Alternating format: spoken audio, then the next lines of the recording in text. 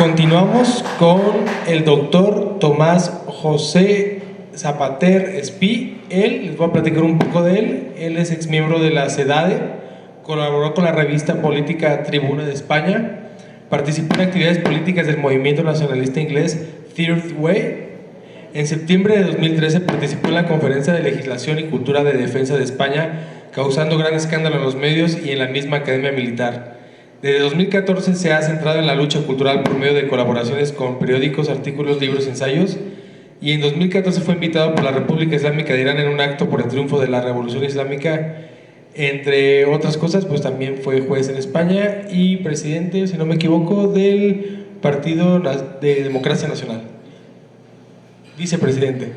Bueno, con ustedes el doctor Luis Tomás José Zapater. Muchísimas gracias.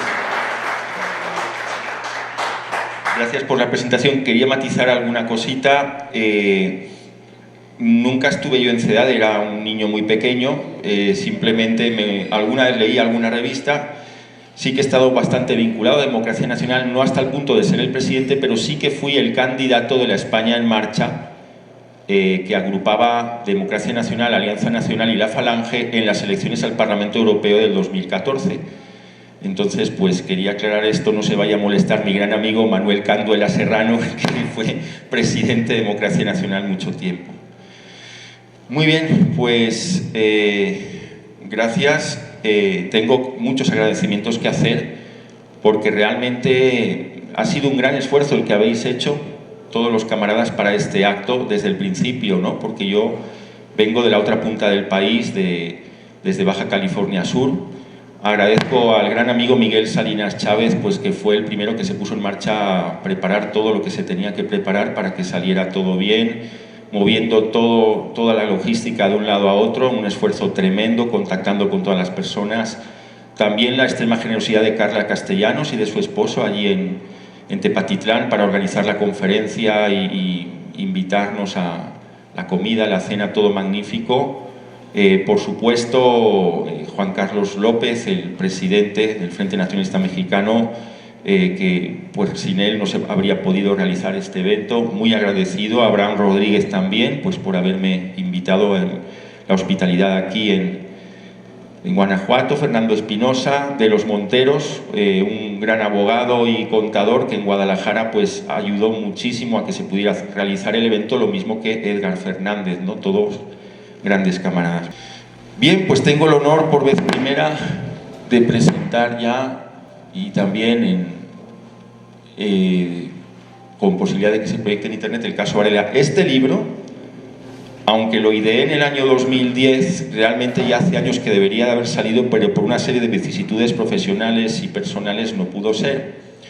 Afortunadamente he podido cumplir mi promesa, Pedro Varela Geis, de que este libro al final estuviese publicado, pero ya anticipo que realmente lo veo como una vía para poder ganarme el cielo, porque me ha dado muchos problemas antes de que salga ya, ¿no?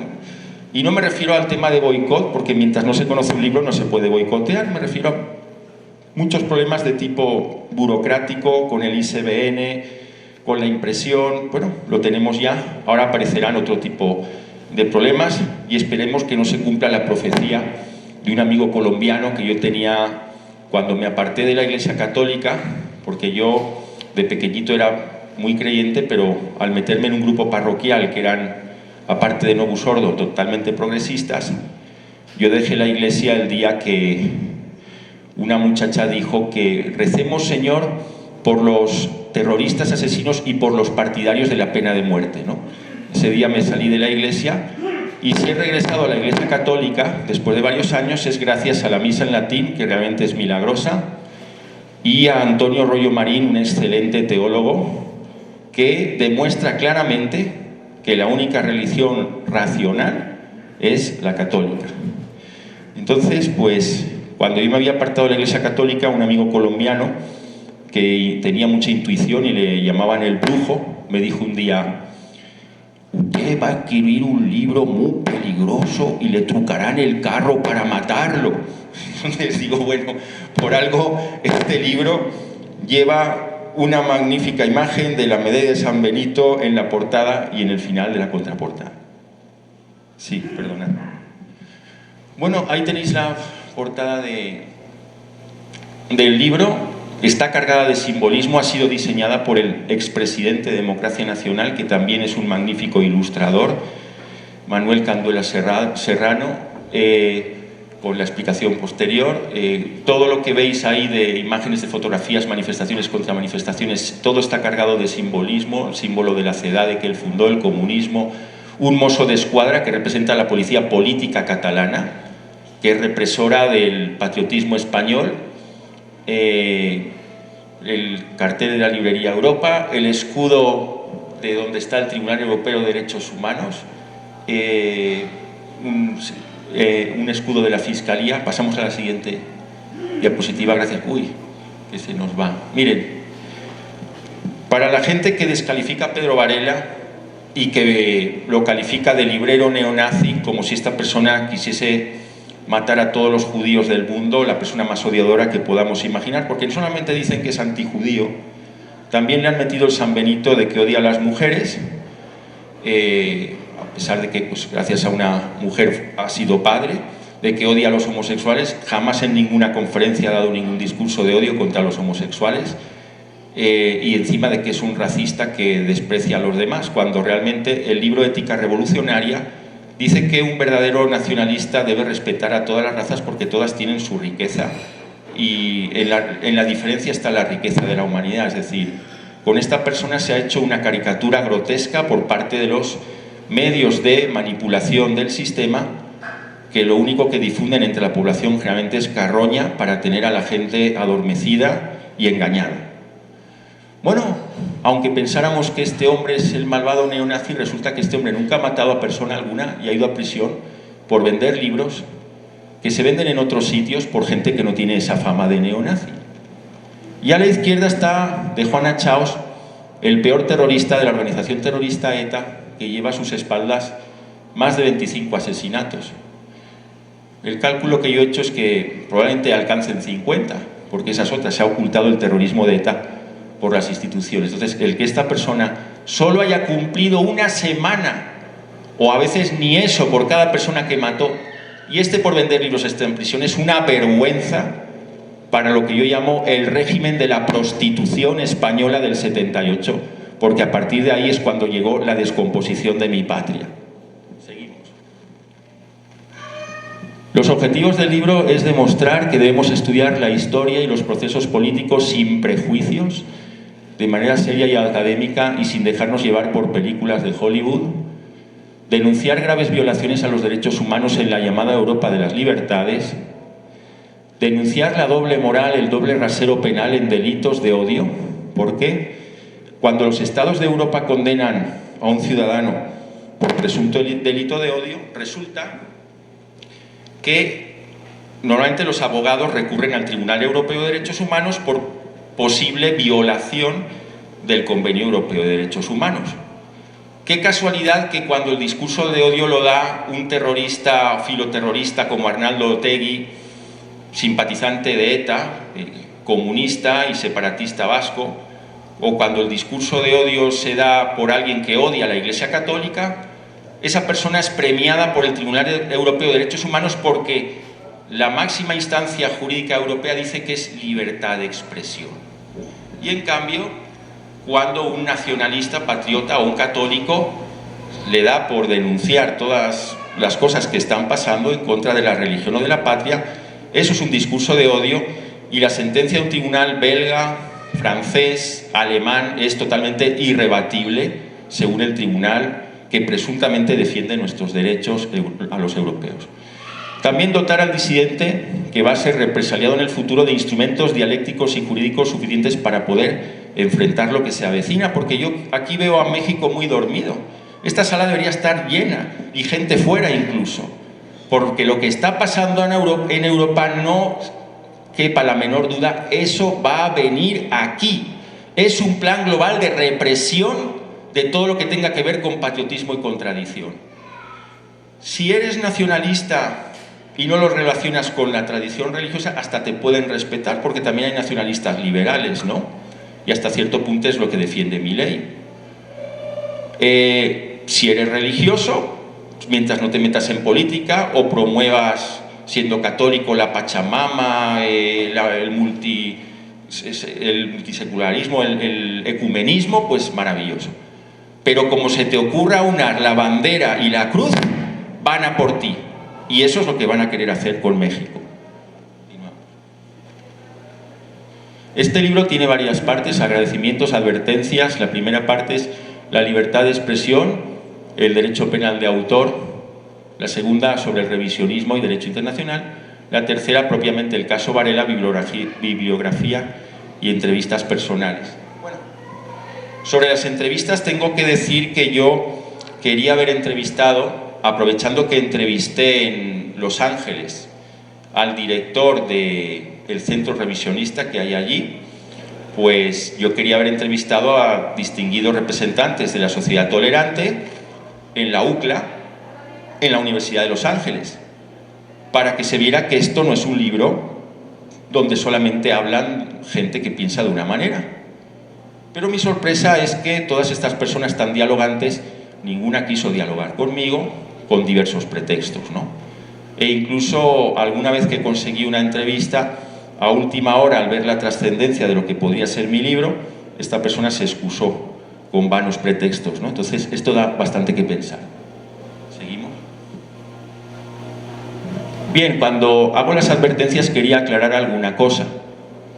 Si yo hubiese escrito este libro desde el nacionalismo, se me podría haber acusado de decir que, bueno, como he sido candidato por una coalición de partidos patriotas españoles, lo que el sistema llama un fascista, este libro no es más que un fascista que está alabando a un nazi. Pero realmente la sorpresa que se debe llevar un lector, si no se deja llevar por prejuicios, es que este libro no se ha hecho desde una óptica ideológica. Como doctor en Derecho y abogado en ejercicio y juez de lo criminal durante 13 años, cuando era juez sustituto, he tenido bastante recorrido de lo que es el orden jurídico y su aplicación e interpretación, y lo que he hecho ha sido interpretar hechos, no hacer valoraciones ideológicas.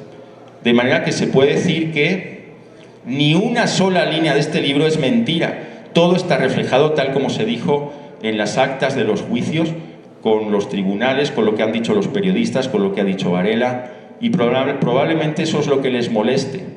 Si hubiera sido un libro meramente ideológico es muy fácil de descalificar, pero nadie puede descalificar los hechos porque ellos hablan por sí mismos. Entonces, cuando comento en las advertencias que este no es un libro de nazis y para nazis estoy hablando, quiero aclarar que desde mi óptica tolerante, una persona que se considere nacionalsocialista como Pedro Varela y crea que un hecho histórico no ha existido, debería de merecer protección penal y no tener una presunción de culpabilidad. Cuando yo digo que no es para nazis me refiero a ese estereotipo que ha creado Hollywood y el sistema de la persona genocida, perseguidora de la diferencia, odiadora por naturaleza. Pero qué casualidad. Cuando al sistema globalista le interesa, después de haber estado represaliando a todo lo que tenga que ver con nacionalsocialismo, porque en Europa no se puede decir nada positivo que pudiera haber hecho el innombrable, me da hasta miedo nombrarlo porque entonces igual YouTube censura esta emisión. Bueno, pues resulta que de repente los mismos globalistas que han impedido que haya nacionalismo social en Europa durante 60 años, aparece un nacionalismo que les interesa manipular, como es el nacionalismo radical ucraniano, que lo he conocido porque yo he vivido en Ucrania. Lo fomentan, lo arman y lo lanzan ¿contra quién? Contra Rusia. ¿Por qué? Porque Rusia defiende los valores tradicionales, no está chantajeada por el lobby LGBT, porque es un obstáculo a la economía parasitaria, dolarizada, poniendo un modelo alternativo de economía, y esto nos debe hacer mucho reflexionar.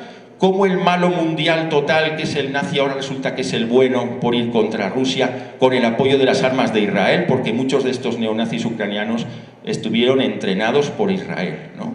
Para mayor incongruencia. Tampoco defiendo el liberalismo, ¿no? Y lo digo como advertencia. Pero ¿por qué hablo del Estado de Derecho y de los principios y valores del derecho penal clásico, porque están en todas las constituciones del mundo liberal, en la española, en la francesa, en la mexicana. Entonces, si los jueces, abogados, fiscales cacarean tanto estos principios como los propios de un Estado libre, soberano, la Europa de las libertades, lo menos que se les puede exigir es que cumplan esos principios de los que dicen defender y que han violado reiteradamente en el caso Varela. Por otro lado, doy claramente a entender en este libro, porque he estudiado los modelos más represivos de disidencia, que el llamado derecho penal de autor, que se trata de un derecho que reprime a la persona por lo que es y no por lo que hace, ese derecho penal de autor no tiene nada que ver con los derechos de autor, estoy hablando de derecho penal, no de derecho civil. Ese derecho penal de autor que busca un enemigo público al que ponerle un San Benito para expulsarlo de la sociedad, que castiga más a la persona porque es creyente, por ejemplo, o porque es patriota en lugar de por el hecho que ha hecho, pues este derecho penal de autor, el más exagerado, totalitario y represor de libertades, fue el soviético.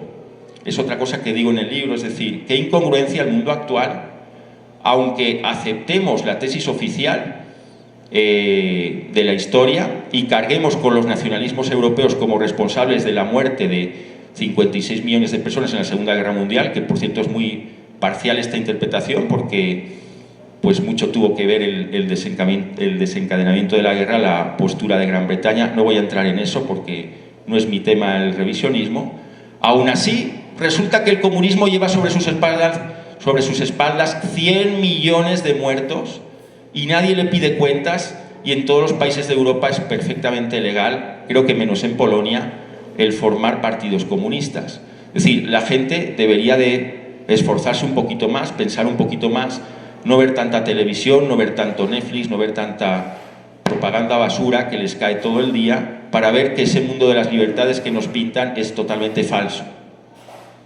Bueno, y respecto al tema de la persona que desde la óptica del sionismo, del judaísmo, condena este libro, tiene que tener en cuenta que en este libro están reflejadas opiniones de eminentes rabinos de Israel, como el famoso rabino Ben Porrat y algunos otros que representan las doctrinas judías de la variante sefardita, y las opiniones polémicas que he recogido de ellos sirven para demostrar que no todo revisionismo es necesariamente neonazismo. Es decir, si hay un rabino que hable bien del personaje más innombrable de la historia, o si hay un rabino que dice que las leyes de Nuremberg coincidían con la Torá, con la ley judía, que permite una separación entre judíos y gentiles, yo creo que no tendría que haber una condena, una avalancha de odio contra estas personas por lo que dijeron, si justifican lo que están diciendo, porque eso no es un mensaje de odio.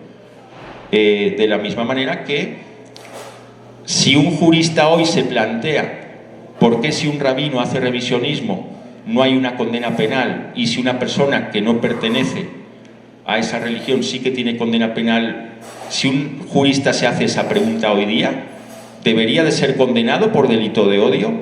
Es decir, con arreglo a las actuales leyes sobre revisionismo histórico en Europa, hasta una opinión jurídica podría ser entendida política y un abogado acabar en prisión. ¿Por qué? Porque estamos hablando de unos delitos totalmente políticos, de manera que si un abogado quiere defender a un Varela o a cualquier otro historiador, si vierte argumentos de historia, van a decir: señor abogado, deducimos testimonio de todo lo que usted ha hecho y vamos a abrir una causa penal contra usted por un delito de promoción al odio basado en una interpretación de la historia que no es la oficial. Hasta ahí llega el absurdo de la situación legal actual, tolerada por la inmensa mayoría de los europeos. Y el agravante es que la gente no se da cuenta de la trampa en la que estamos.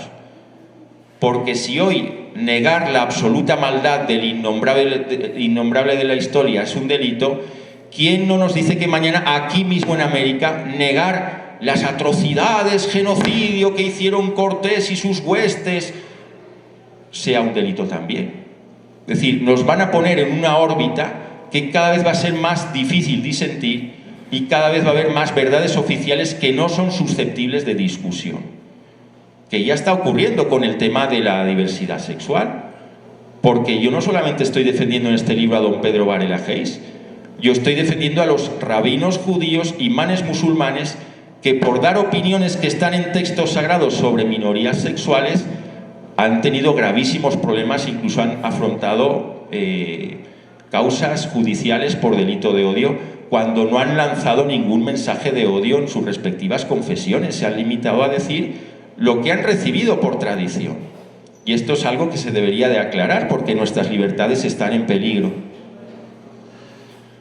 Y por cierto, la principal amenaza para el judaísmo en Europa no es Pedro Varela, no son los nacionalistas europeos, es un islam suní, militante, intolerante, fomentado por los globalistas para destruir la identidad europea, que ha ardido Francia y han matado a decenas de personas saqueando sus casas, violando a cientos de mujeres, y eso no ha salido en ninguna televisión.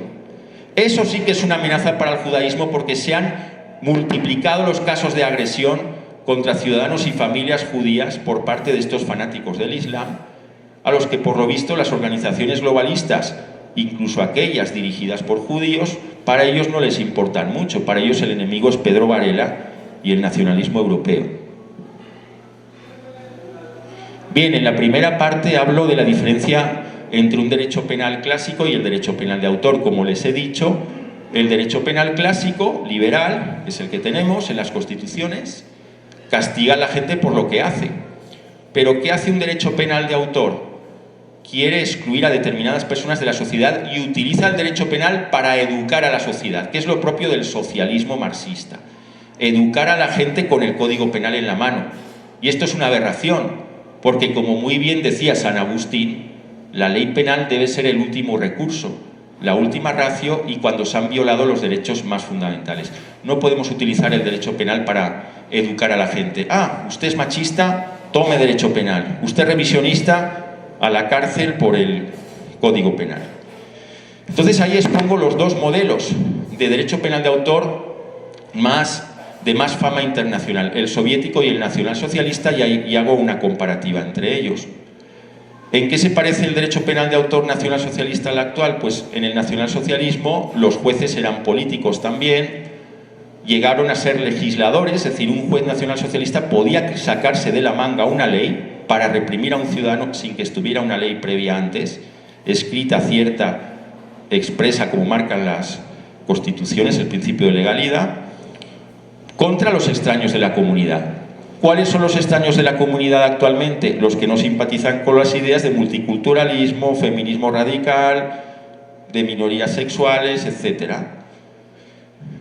Ahora bien, el derecho penal de autor nacionalsocialista fue el derecho que quería la gran mayoría del pueblo alemán en aquel momento, que habían votado mayoritariamente por el señor que he citado en la otra ocasión, y era un derecho que defendía a la mayoría frente a la minoría. La gran diferencia del derecho penal de autor nacionalsocialista, represor de la disidencia, con respecto al actual, es que el actual defiende a las minorías contra las mayorías, es decir, están creando privilegios contra las mayorías. Es decir, están perjudicando a la mayoría de la población con el actual modo. Por eso, cuando se dice que el sistema democrático es el menos malo, yo tengo muchos argumentos para demostrar que es precisamente lo contrario. Al que sí que se parece bastante más el actual derecho penal de autor es al soviético. En el Código Penal de la Federación Rusa, de la Federación Socialista Rusa en época soviética, ¿quién podía ir a prisión? El creyente. ¿Cómo? Creencia en la superstición, practicar cualquier religión, menos la del pueblo elegido, daba lugar a una condena penal en la antigua Unión Soviética. Por poner un ejemplo. Zarista, alguien que quisiera el retorno de la monarquía, a prisión. Entonces, de la misma manera que es absurdo que a una persona se le castigue más por ser judío que por ser defraudador, es realmente una aberración que una persona por ser zarista tenga mucha más pena que por lo que ha hecho. Y el actual derecho penal de autor yo lo veo como neosoviético, porque hay tipos penales exactamente igual que en época soviética. Por ejemplo, promoción al odio racial. Esto estaba en el Código Penal soviético. Por ejemplo, antisemitismo, que ese es otro concepto que discuto en mi libro. Se debería decir antijudaísmo, no antisemitismo, técnicamente. ¿Por qué? Pues porque los palestinos son semitas. Entonces, un colono judío que odia a los palestinos y mata con su fusil a 12 palestinos, está haciendo un acto antisemita de odio, a mi juicio. Y sobre todo, si ese colono es askenazí, o sea, tiene un origen házaro, que es un pueblo que no tiene nada que ver con los semitas, que eran güeros, como se dice aquí, piel muy blanca o cabello rojo, pues no encaja aquí el tema este del antisemitismo como se ve actualmente, ¿no? Bien, vamos a seguir a la siguiente. Bien, en el capítulo primero se examinan, bueno, ya lo he comentado el capítulo primero, si queréis, la principal reflexión del capítulo primero es que el nacionalismo europeo, patriótico, y la revisión de la historia, diferente de la versión oficial, da lugar a una represión y a unos presos políticos que desmiente que un sistema democrático sea un sistema que defiende los derechos humanos. Y esto yo lo explico en teoría política moderna a mis alumnos de ciencia política. Es decir, el primer genocidio de la historia actual contemporánea lo hizo un gobierno democrático, el gobierno de Marat, de Antoni Robespierre, durante la Revolución Francesa, cuando exterminaron a los habitantes de la Vendée, monárquicos y católicos tradicionalistas, y eso fue el primer régimen democrático. Quedó tan mal parada la democracia, nada más ser inaugurada la era contemporánea, que los constitucionalistas estadounidenses no querían un modelo europeo de democracia porque veían que la democracia conduce a la violencia del populacho. Es decir, no podemos identificar democracia con derechos humanos, por más que el sistema nos insista en eso, porque esa democracia totalitaria, jacobina, intolerante de la Revolución Francesa está regresando ahora, porque estamos viviendo un segundo comunismo encubierto.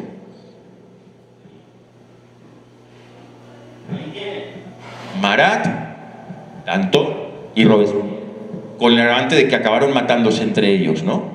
Es decir, bueno, a Marat lo mató una jovencita que los revolucionarios habían matado a sus padres. A Marat lo mandó a ejecutar Robespierre, y al final a Robespierre, pues el pueblo se cansó, los diputados lo destituyeron y lo guillotinaron. Seguimos. Otra diapositiva. Una anécdota interesante sobre el nuevo derecho penal de autor neosoviético. En una ocasión, detenido Pedro Varela por un agente de los Mossos d'Esquadra de la Policía Política Catalana, resulta que el policía de la Policía Catalana, de los Mossos d'Esquadra, llevaba en su gorra una estrella roja. Es decir, ya hasta la misma iconografía del comisario político soviético se está dando. Seguimos. Bien, fíjense la importancia de esto, ¿eh? Es mucho más importante lo que estoy diciendo de lo que mucha gente cree. ¿Por qué hay unas jornadas internacionales en Argentina y proponen el negacionismo como una amenaza a los derechos humanos? Es decir, tienen el cinismo de reprimir, meter en prisión por negacionistas a cientos de personas que pierden todos sus derechos humanos, y tienen la baja catadura moral de decir que el negacionismo es una amenaza para los derechos humanos, cuando los están violando ellos. Y esto es un evento universitario que habrá congregado a muchos profesores de la Argentina. Continuamos. ¿Qué reflexiones hay en el capítulo segundo? La paradoja del momento actual es que, con la pretensión de luchar contra un supuesto resurgimiento del totalitarismo nazi, se está aplicando un derecho penal de autor parecido al nacionalsocialista, pero diferente en sus fines. Como he comentado, el nacionalsocialista buscaba defender a la mayoría frente a la minoría, y ahora lo que se trata es que los llamados tolerantes machacan a la mayoría para defender a las minorías que consideran interesantes desde su agenda política. Seguimos. Bien. En la segunda parte del libro hablo de la peligrosa tipificación del discurso del odio, la represión del revisionismo histórico, instrumentos internacionales de protección de derechos humanos relativos a libertad de expresión y la regulación del discurso del odio en la Unión Europea. Seguimos. Bien. Es muy común en nuestros días hablar de discurso de odio. La gente que escucha que alguien es un odiador, pues ya le pone mala fama. Pero es curioso, ¿Por qué se ha tipificado las interpretaciones disidentes sobre lo que pasó en la Segunda Guerra Mundial y sobre lo que pasó durante la persecución contra los judíos? El mensaje que da el sistema es clave. Nos han dado un mensaje que la gente no ha detectado. Por muy malos gobiernos que haya habido, que hay actualmente y que habrá en los países del régimen oligárquico de partidos de Occidente, el sistema de partidos, aunque se base en la plutocracia, en el poder del dinero, es el mejor posible. Porque si no tenemos sistema de partidos, por muy corruptos que sean, va a haber una dictadura y habrá un genocidio. Ese es el mensaje que nos están dando. Seguimos. La expresión discurso de odio fue inventada por el marxismo cultural, el mismo que creó el feminismo hegemónico. Entonces, ¿para qué? Para enfrentar minorías sexuales, inmigrantes contra nacionales, izquierda-derecha, el enfrentamiento que les lleva a tener el poder, porque divide te impera. A partir de ahí ellos han tenido el control en la sociedad.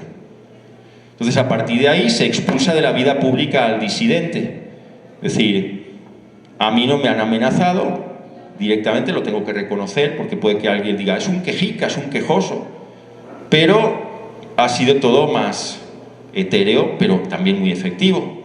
Una llamada de un periodista que te dice que estás leyendo un libro que no debes leer porque corrompe tu alma, un libro en el que se critica a una determinada casta política que ha hecho mucho daño a Hispanoamérica. ¿Cómo ha podido controlarme que estoy leyendo un libro en mi cocina si mi computadora está a 10 metros de donde yo estoy? Es decir, el control sobre el individuo que hay actualmente es increíble. O simplemente mencionas a Jesucristo, como me ha pasado, en un curso de formación de los jefes de la Policía Municipal de Valencia, en la Academia del IBASPE, que forma la jefatura de la Policía Municipal, y eso dicen que es apología del catolicismo, inadmisible con un estado aconfesional, a pesar de que mi referencia a Jesucristo fueron 2 líneas, y yo no fui ahí a predicar, yo fui a dar una clase y cité lo que decía otro autor, no me lo inventé yo. Entonces, esos son mecanismos de represión para una persona expulsarla de la vida social. Si no tiene trabajo no puede comer, si le apoya a gente que tenga algo de poder lo metemos en la cárcel. Es decir, ¿qué es lo que le ha pasado a Pedro Varela? Continuamos. En definitiva, tenemos una democracia totalitaria, ¿no? Entonces, es una gran hipocresía la actitud de los peones del sistema, sobre todo los medios de comunicación, desde el momento en que se está preparando un genocidio contra los católicos y contra los patriotas, porque no es un genocidio provocar el aborto entre las adolescentes, que ya es casi una obligación el aborto entre niñas en España, que tienen derecho a abortar sin conocimiento de sus padres. Eso ha dado lugar a la tasa de natalidad más baja que tiene España en su historia. Y las leyes sobre genocidio dicen que forzar a la esterilización de una población es una forma de genocidio. No es genocidio tampoco favorecer la impunidad de los asesinos y violadores de hombres y mujeres europeos protegidos por leyes antirracistas que favorecen la inmigración ilegal. Actualmente no hay seguridad en Francia y esta gente está premiada por el sistema, por las penas ridículas que les caen por hacer esos delitos. No es genocidio bajar la población mundial con ensayos de vacunas que contienen metales preciosos y con armas climáticas. Continuamos.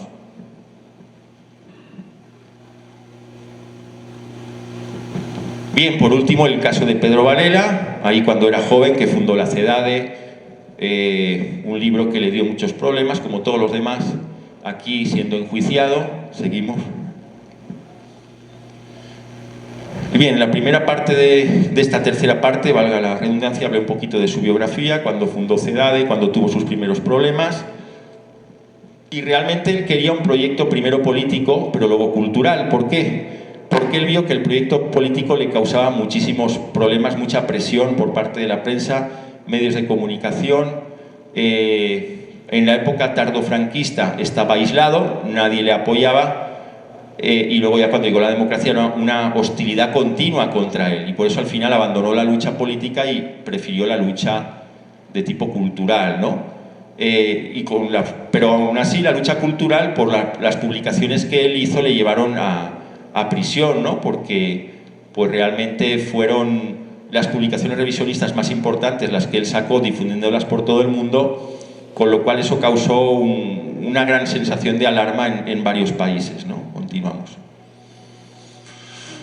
Bien, el homenaje que hizo el 20 de abril de 1989 para conmemorar al líder del Tercer Reich le causó grandes problemas y se celebró a pesar de que el hotel que él había preparado, pues por presiones tuvo que cerrar y lo hicieron en la calle. Fue un evento que tuvo repercusión en todo el mundo, siendo todavía muy joven. Seguimos. Luego dio muchas charlas y conferencias para ilustrar a los jóvenes del nacionalismo español, de todos los movimientos, es decir, ha hablado en Democracia Nacional, en Alianza Nacional, en la Falange, lo han conocido en todos los partidos. Vamos a hablar un poco de los procesos judiciales, esa es la foto más emblemática, que la transformé para la portada. Seguimos. Bien, una sentencia de 1988 decía de un juzgado de Barcelona que la gran mayoría de sus libros incitaban al odio contra la comunidad judía, que hacía referencia a exterminar a judíos como ratas, etc. Realmente, examinando todos los libros, pues se llega a la conclusión de que la inmensa mayoría no eran dirigidos contra los judíos, sino sobre historia de la Segunda Guerra Mundial y sobre libros de historia de la época, y los pocos que hacían referencia muy agresiva contra ellos no los había escrito él, e incluso se podían encontrar en otras librerías sin que hubiera ningún problema legal. Es decir, en Valencia hay una librería muy famosa, París-Valencia, que alguna vez ha tenido los protocolos de los sabios de Sion y jamás la han cerrado por eso. Pero en cambio él, por la fama pública que tenía, pues le pasó eso. Pero aparte, a mayor barbaridad, el juez que lo condena primero era un juez parcial, pues su señoría tenía grandes simpatías por Esquerra Republicana Catalana, partido de extrema izquierda, separatista, golpista, que incluso ha tenido simpatías hacia el terrorismo separatista en España. Y claramente prosionista, porque actualmente la principal representante de ese partido, que es una periodista que sale mucho en medios de comunicación y en programas de cotorreo, pues esta mujer es la principal difusora de los intereses políticos del sionismo en Cataluña.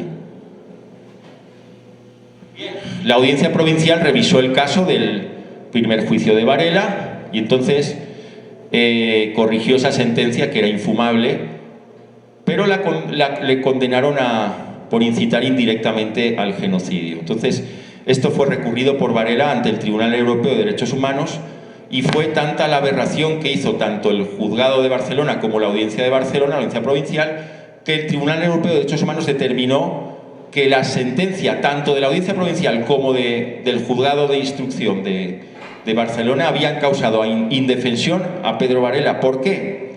Porque primero le acusaron de negar el genocidio y como veían que cambió la ley española porque la negación se determinó por el Constitucional que no era delito, entonces cambiaron de negarlo a justificarlo y sin darle tiempo a defenderse, es decir, imagínense, te estoy acusando por robar a punta de pistola y a la semana siguiente el fiscal me acusa de defraudar y solamente tengo un par de días para el juicio sin tener tiempo de preparar la defensa, ¿no? Fue una verdadera aberración. Seguimos.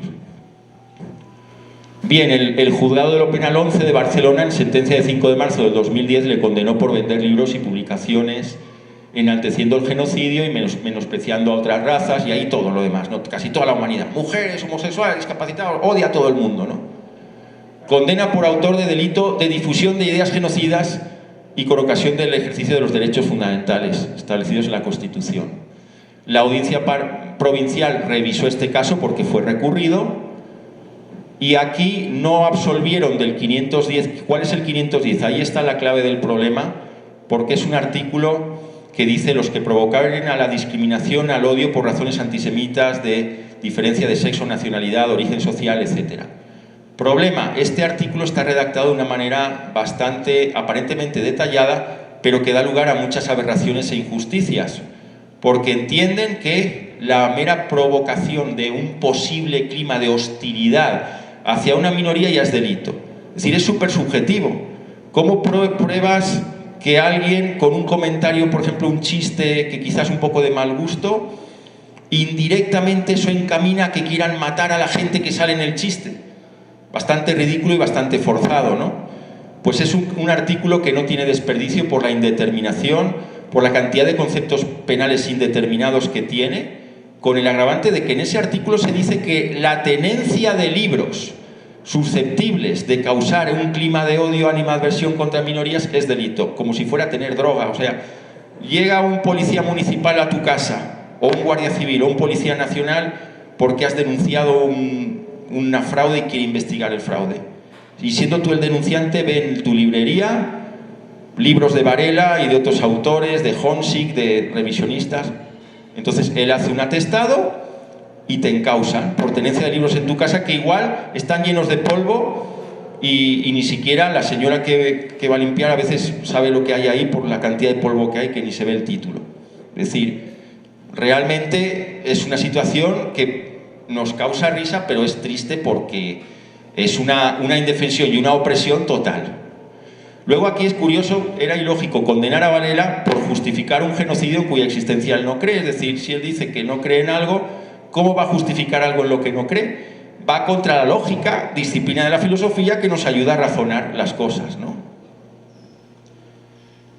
Aquí vino un gran golpe contra los defensores de la represión de las ideas de Varela, porque el Tribunal Constitucional enjuició su caso y determinó que no es conforme a la Constitución española del año 78 el artículo 607.2 del Código Penal, que castigaba como genocida al que niegue la existencia de un genocidio. En definitiva dijo, nos puede parecer muy mal que se niegue un genocidio que es muy evidente, y con independencia de la opinión moral que tengamos de esa reprobable opinión, no puede tener trascendencia penal, porque eso no supone generar odio contra nadie necesariamente, ni burlarse de nadie, ni causar un perjuicio social, que es lógico eso también, ¿no? Bien, pues el Tribunal Europeo de Derechos Humanos aconsejó al Estado español que la mentalidad de los magistrados del Constitucional cambiara y que eso fuera alguna vez otra vez delito, o sea, que por negar un hecho histórico volviera a haber delito. Y estos son los que defienden los derechos humanos en Europa. Seguimos. Bien, como he comentado, la sentencia del Tribunal Europeo de Derechos Humanos mantuvo, es decir, resolvió el caso de Varela desde la forma, como se le había dejado en indefensión porque no se le dio tiempo para preparar la defensa porque se le cambió la acusación, absolvieron a Varela. Pero el problema es que el Tribunal Europeo de Derechos Humanos sostiene que cualquier valoración de los hechos de la Segunda Guerra Mundial que se haga fuera de lo que quedó demostrado, dicen, en Nuremberg, es delito. Y entonces aquí viene una curiosa reflexión. El historiador Hilbert, que es el principal exponente del oficialismo, que dice que fueron asesinados 5.100.000 judíos, con arreglo a la jurisprudencia del Tribunal Europeo de Derechos Humanos, podría ser procesado si quisieran, porque la tesis de Nuremberg era que eran 6 millones. O un personaje representante de Bad Yashem, del Instituto del Holocausto de Israel, allí descubrieron que lo del jabón de grasa humana, y eso está publicado por Bad Yashem, era propaganda de los aliados y que no es cierto. Alguien que todavía se haya fijado la interpretación de la historia por lo que pasó en Nuremberg, que pertenezca a este tribunal, podría hasta alguien muy partidario de castigar a Pedro Varela, procesarlo, porque no coincide con lo que se dijo en Nuremberg. Es decir, esto es un absurdo completo, ¿no? Esto es un sinsentido. Y además otra cosa chistosa que pongo en mi libro, como el Tribunal Europeo de Derechos Humanos dice que la historia de la Guerra Mundial y la represión y genocidio contra los judíos ya fue establecido en todos sus términos en Nuremberg, hasta la última letra, pues si mañana Francia, Gran Bretaña o Estados Unidos decide destruir miles y miles de documentos sobre la Guerra Mundial diciendo que el Tribunal Europeo ya ha determinado la historia, no habría un delito contra el patrimonio de la humanidad, porque nos están privando de nuestra historia. Sería perfectamente legal con arreglo a las teorías del Tribunal Europeo de Derechos Humanos. ¿Y por qué hago esta referencia? Porque el historiador ruso Víctor Suvorov sostiene que hay más de 300.000 documentos sobre la Guerra Mundial que ni Rusia, ni Estados Unidos, ni Francia, ni Gran Bretaña, ni Italia han querido que se desclasifique.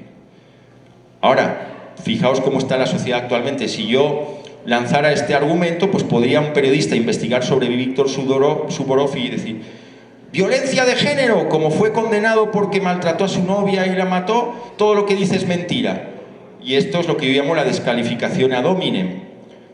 No se pueden valorar los hechos por la trayectoria biográfica de una persona, porque si no todo el mundo saldría condenado. Es decir, no hay presunción de inocencia y no se entrevista, se interroga al delincuente en un juicio. Entonces, ¿por qué esa manía? Si lo dice un fascista es mentira, o como se decía antes, si lo dice un judío es falso, si lo dice un musulmán miente más que habla. Eso es una falacia. Esos argumentos no se pueden utilizar en lógica, y son los argumentos que utilizan los periodistas del sistema, porque descalifican a Varela con el adjetivo de siempre: librero, neonazi. Y para terminar con lo del Tribunal Europeo de Derechos Humanos, condenaron al Estado español por violar los derechos de Varela porque le cambiaron la acusación sin darle tiempo para prepararla. Varela pedía 124.000 euros de indemnización, y ¿saben qué le dio el Tribunal Europeo? Bueno, 125.000, le dio 13.000, o sea, una limosna. No, ese dinerito fue para pagar al abogado, y todos los libros que le quemaron y todo lo que le destrozaron y el local todo en ruinas, no pasó nada. Bueno, pues esto ha sido todo. Lo bueno del tema es que yo podría culminar aquí mi exposición ya haciendo una valoración subjetiva de Pedro Varela, porque, como han visto, me he limitado a exponer hechos, no valoraciones personales. Sin embargo, considero necesario que hacer también una valoración subjetiva finalmente para terminar esta conferencia, por todo lo que ha sido este periplo judicial que ha sufrido esta persona por investigar sobre hechos históricos. Entonces, si me permite, no voy a tardar mucho, solamente será un par de minutos, comentar todo este caso, ¿no? Fíjense, ha habido una presunción de culpabilidad contra esta persona, y una cosa muy curiosa es que los periodistas del sistema, cuando hablan de Varela, dicen: es un perfecto caballero, es muy educado, nunca se altera en los juicios, va impecablemente vestido con saco, es decir, en España ya decimos saco americana, corbata, tal y cual. ¿Qué están queriendo decir los periodistas? Pues que Varela es un psicópata. ¿Por qué? Pues porque dicen que el psicópata es muy amigable con los funcionarios de prisiones, con la policía, con los periodistas, pero que es una persona muy malvada. Yo digo, el perfil psicopático es propio de un delincuente de delitos de sangre. Varela no tiene delitos de sangre. El psicópata trata de hacer todo lo posible para agradar a los funcionarios y policías que custodian los centros penitenciarios para conseguir algún beneficio penitenciario y salir lo antes posible de prisión, cosa que no ha hecho Pedro Varela, porque le ofrecieron cursos de multiculturalismo, de feminismo, de cocina integral védica y camamanásica y no sé qué más. Y él rechazó todo, ¿no? Porque no quiere que le laven el cerebro, ya tiene las ideas fijas, ¿no? Entonces, en definitiva, el llamado discurso del odio es la excusa jurídica perfecta para dejar fuera de la ley al disidente en la democracia totalitaria que se sufre hoy día en el mundo occidental, antesala del único y nuevo gobierno mundial que quiere establecer una tiranía universal, ¿no? Entonces, ¿cuál será el próximo tipo penal de negacionismo? Negar los crímenes, pues los crímenes de Franco, ya el que los niega ya va a la cárcel. Los llamados crímenes de Franco, pero qué curioso, si hoy día uno dice Franco salvó a muchos judíos de la guerra mundial, también puede ir a prisión, porque la ley actual de memoria histórica dice que cualquier cosa a favor de Franco es exaltar la dictadura, para que veáis la incongruencia en la que estamos, ¿no? Entonces ya termino definitivamente. No quiero terminar este libro sin hacer una valoración personal sobre don Pedro Varela Geis.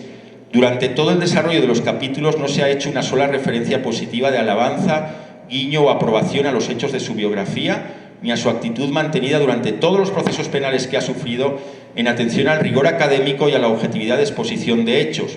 Pero en estas conclusiones me voy a permitir hacer una referencia, porque es la verdad, a la inconmensurable entereza, valentía y coherencia de don Pedro Varela y a su extraordinario autocontrol, después de haber sufrido tantos abusos e injusticias legales e ilegales de todo tipo, y que han afectado a su patrimonio, a su libertad, a su vida personal y familiar, de una manera tan grave, sin haber sido suficientemente indemnizado por las administraciones públicas, pese a la declaración de condena emitida por el Tribunal Europeo de Derechos Humanos contra el Estado español, que llevaba aparejada una indemnización que en realidad era una limosna para todo lo que le ha privado durante tantos años.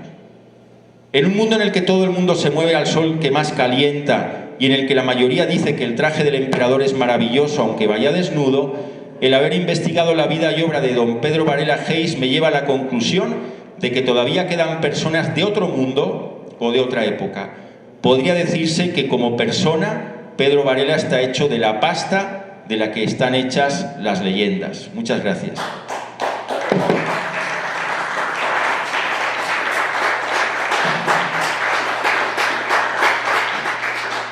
Bueno, muchas gracias aquí al doctor por su conferencia y presentación de su libro. Muy interesante el caso Varela. Vamos a dar otra vez 10 minutos de preguntas para antes de irnos al coffee break y pues adelante. Aquí tenemos uno. Bueno, ¿qué tal?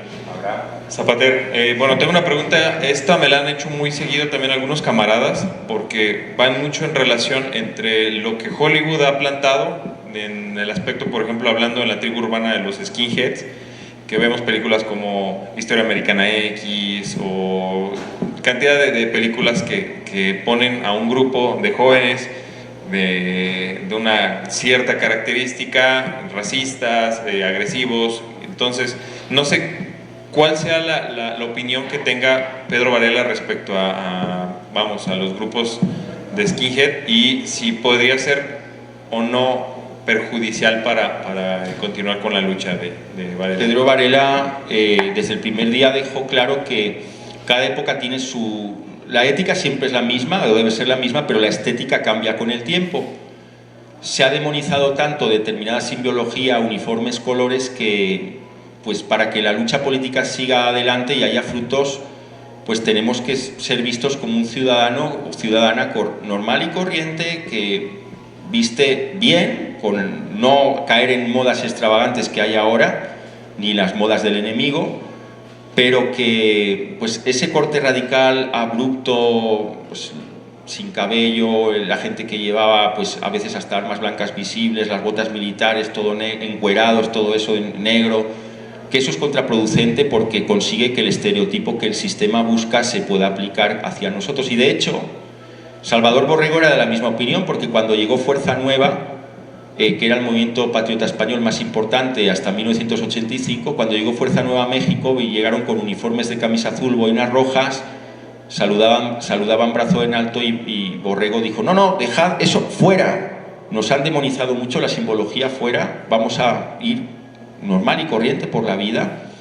Pero bueno, en aquella época había mucho entusiasmo juvenil y boom, pues se vio ahí más de 500 levantando el brazo y todo eso, ¿no?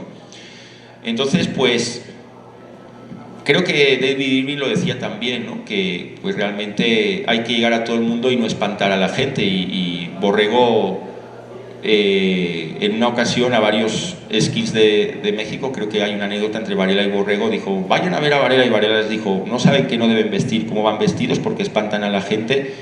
O sea que él lo dejó muy claro, ¿no? Ese tema. Sí, bueno, continúo subsecuentemente. Por ahí, Pedro Novo. Muchas gracias. De ninguna manera pretendo monopolizar o protagonizar las preguntas, pero no sé si en algún momento me descuidé. Cuando tú hablas de genocidios y contradicciones del sistema, no sé si como punto para mí fundamental es el genocidio anual de asesinar a seres humanos desde el vientre de sus madres. No sé si lo comentas y lo... Sí, lo he dicho. Hay una diapositiva donde lo he leído también, que realmente existe un genocidio por los que nos hablan del mundo de las libertades, el mundo libre, porque el aborto es un genocidio de baja intensidad, es decir, una generación que no se ha podido sustituir por otra, por todo esto que han promovido, ¿no? Y realmente no les importa para nada la salud de la mujer. Suelen mandar el mensaje de que como si fuese bueno para la mujer. Nunca se exponen pues todo el problema de tantos casos en manos de psicólogos y psiquiatras del gran problema que causa en las mujeres, en muchas mujeres, ¿no? En la depresión posterior a un aborto, aparte de que es el asesinato de un ser humano que está en formación, ¿no? Muchas gracias. Sobre todo creo que tenemos un vínculo afectivo que es lógico, es más débil con un ser humano que, en mi opinión, es el ser humano con más derechos a vivir por encima de cualquier otro, por encima de un hermanito que ya vivió 2 años, por encima de los padres que lo asesinan, etc. Y me parece que es el homicidio más perverso, antinatural y que merecería la pena máxima contra los homicidas. Ni siquiera un sicario del narcotráfico tiene la gravedad de ese asesinato tan frío, y lo que pasa es que creo que nos afecta la parte emocional de que no hemos establecido un vínculo emotivo con ese ser humano que es el que más derecho tiene y el que es más inocente y el más indefenso. Así es, y de hecho los defensores dicen que es mulieris partis, es decir, parte de la mujer. No, la ciencia precisamente dice todo lo contrario, ¿no? Es decir, por un lado está la mujer y por otro lado el ser que se va desarrollando, que va a ser un cerebrito diferente, una vida diferente, entonces no tienen lógicamente ni jurídicamente dónde agarrarse.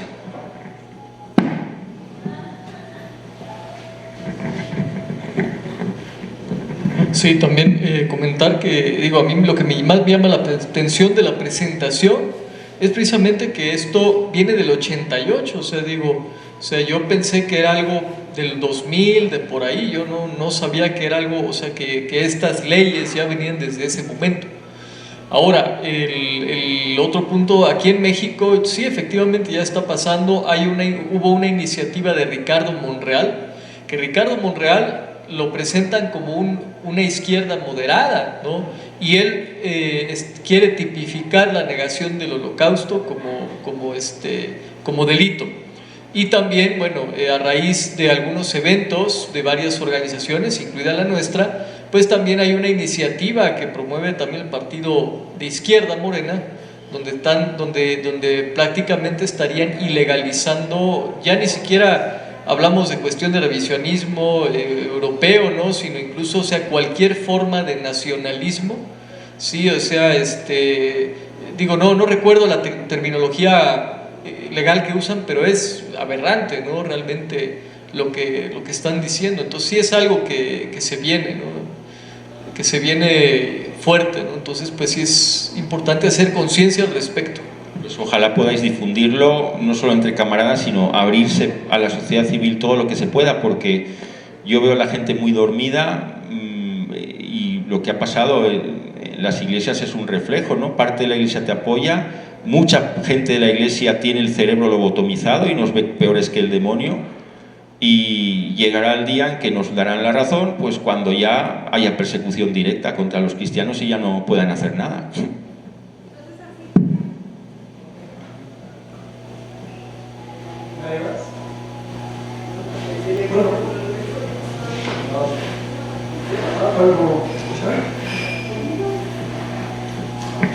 Algo muy simple.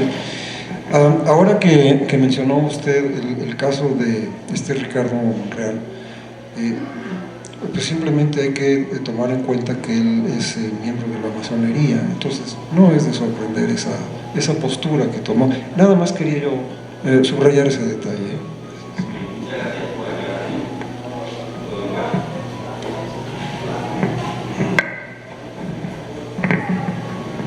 ¿Nadie más? Bueno, pues por esta primera parte vamos a hacer un coffee break y les pido otro aplauso para aquí para el doctor, que vino desde va y vienes. Es una muy ardua travesía para venir y regresar, pero pues aquí está con toda la intención de promover este mensaje. Y bueno, después de la hora de coffee break, tenemos aquí la presentación del libro del señor Sergio Morales Chávez, que nos acompaña, historiador aquí de la ciudad de Guanajuato, y por lo que sé también es músico, ¿no? Del Filarmónico de la Ciudad de México. Va a presentar su libro El Imperio de las Sombras. Entonces los esperamos ahorita en 1 hora y muchas gracias. Muchas gracias. Si alguien quiere adquirir mi libro, sé que el precio es ciertamente alto porque con la guerra de Ucrania se dispararon las tintas, los papeles y luego el transporte fue muy dificultoso aquí, que también lo encareció, son 400 pesos, pero con gusto yo les dedicaré el libro, de manera que estoy a su disposición. Gracias.